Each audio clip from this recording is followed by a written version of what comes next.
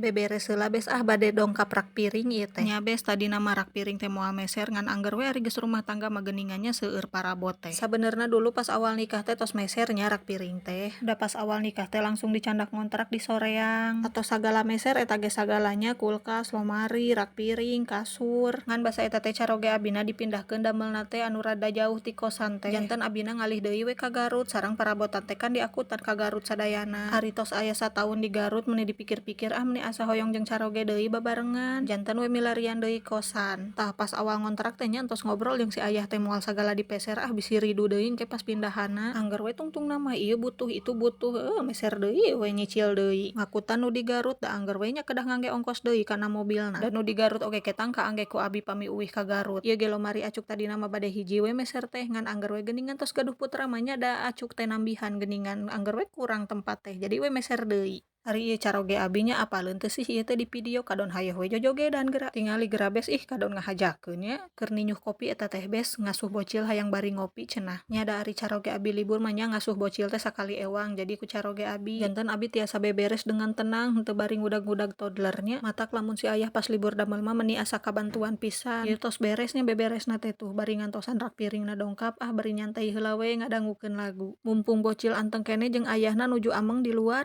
tah geuning anu diantos-antos teh dongkap oge. Rada sonten dongkapna teh da ngantir-ngantirkeun heula ka nu sejen jigana mah. Tah ieu nuju dicek-cek heula ku si ayah.